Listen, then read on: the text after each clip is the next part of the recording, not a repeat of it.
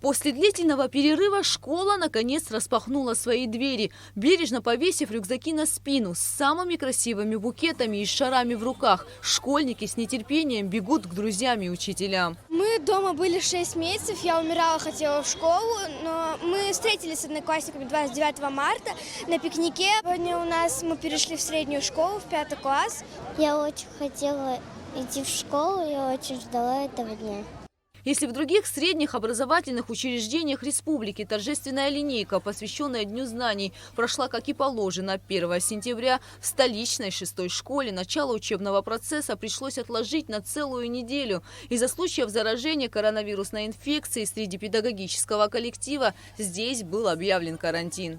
Мы, по-моему, единственная школа в Абхазии, которые сегодня начали на неделю позже. Мы, к сожалению, были все на карантине, на самоизоляции. Весь коллектив проверился. У нас все, слава богу, нормально, за исключением 2 педагогов, которые заболели, к сожалению. Ну, они тоже уже выздоравливают. Главные герои торжественной линейки – первоклашки. Именно для них и организован этот маленький праздник. Сегодня для этих малышей прозвенит первый в их жизни школьный звонок.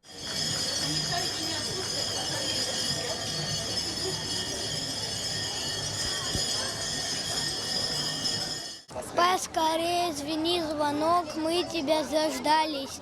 Ведь на первый наш урок мы уже собрались. В первый класс 6-й школы пошли около 70 человек, а вот наблюдать за торжественной линейкой родственникам было разрешено лишь при соблюдении социальной дистанции. В этом случае с прилегающего к школе соседнего двора. Членам семьи также воспрещен вход в здание школы. Но несмотря на сложности и карантин, родители, так же как и дети, рады новому учебному году. Мы не боялись, хотя такая опасность, вероятность, но мой ребенок пошел в 5 класс и вроде бы готовы. Поздравить детей с Днем знаний пришли представители управления образования и депутат Народного собрания Лаша Ашуба. Поздравляю учителей. В свете последних событий желаю здоровья и взрослым, и детям, и их родителям. Добрый путь. Школьники наконец вернулись за свои парты и начинают привыкать к учебе в новых условиях. Теперь вместо рассказов детей о том, как я провел лето, учителя на уроках в первую очередь объясняют учащимся, как избежать заражения COVID-19. У нас внизу медработник совместно с вахтером измеряют каждому ребенку температуру и обрабатывают руки. Начальная школа начинает занятия 8:30, а старшая и средняя школа будут начинать занятия в 9:15 для того, чтобы избежать скопления детей в одном помещении. Учителя сегодняшний урок начали с того, что ознакомили детей с правилами поведения в условиях карантина. Наш менталитет такой, что наши дети любят обниматься, целоваться. И, в общем, наша задача на сегодняшний день – научить их правильно себя вести.